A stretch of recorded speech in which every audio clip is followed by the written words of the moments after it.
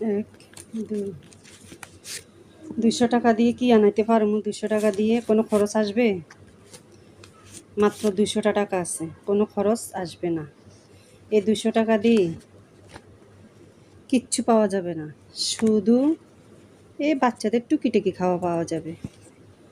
অনেক খরচের হিসাব নিয়ে বসলাম, কিচ্ছু পাবো না।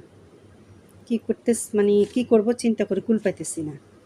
তো এই সামান্য টুকিটাকি কথা নিয়ে এলোমেলো করে একটু ভিডিও করতেছি, কি করব। এই যে 1 কাপ চা নিয়ে বসলাম, চাটা খাবো। ইফতারের পরে চা না খাইলে শরীরের ক্লান্তি যায় না। ইফতারের পরে একটু চা খাইলে মানে শরীরটা একদম মানে ক্লান্তি ছাড়ে এবং ভালো লাগে, বুঝছেন। খুব খারাপ লাগতেছে, খুব খারাপ।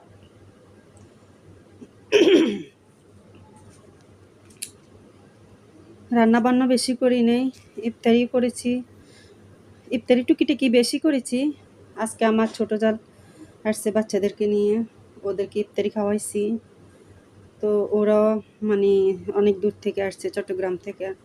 আর ওদেরকে রান্না বান্না করতে দিই নেই, যতটুকু আমার ঘরে ছিল ততটুকু নিয়ে আমি ইফতারি তৈরি করে ওদেরকে খাওয়াইছি।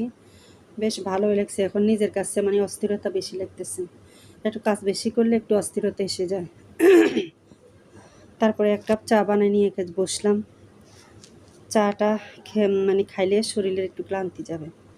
তো এরপরে আমার ছেলে বড়টা বাজারে যাবে, বলতেছে আম্মু কিছু লাগবে? যদি লাগে তাহলে টাকা দেন। তা আমার কাছে আছে মাত্র 200 টাকা। এখন পান, সুপারি, তারপরে কলা, তারপরে আমার ঠান্ডা লাগছে, বুঝছেন। আর কি জানি 2টা খরচ, এখন 5টা খরচ এই 200 টাকা দিয়ে পাবে না। তো আমি চিন্তা করলাম থাক, কিচ্ছু আনাবো না, শুধু পান সুপারি, অল্প অল্প করে পান সুপারি আনবো আর 1 ডজন কলা আনবে, কারণ ভোর রাত্রে ওরা দুধ দিয়ে কলা দিয়ে ভাত খায়, সেই জন্যে। তার কি করব, ভাবনা চিন্তা করি, কুল কিনার পাইতেছি না।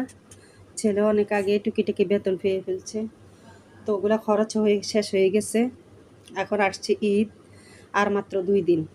তো কার কেমন মানে রমজানটা শেষ হলো, কার কেমন দিনটা কেটে গেল, এবং সামনে একটা ঈদ আসতেছে, কে কীভাবে মার্কেট করলেন বা কে কীভাবে ঈদ কাটবেন, সবাই অবশ্যই মানে জানাবেন, কমেন্টের মাধ্যমে জানালে চলবে। তো আজকের মতো এখানে বিদায় নিলাম। আপনাদের থেকে যদি বিদায় না নিই তাহলে কথা বলতে বলতে, গল্প করতে করতে আরও চাটা ঠান্ডা হয়ে যাবে, খাওয়াই হবে না আর। তো সেই জন্য একটু মানে কথা বলে শেষ দিতেছি, যেন চাটা খেতে পারি। চাটা খেলে ভালো লাগবে। তো সবাই ভালো থাকবেন।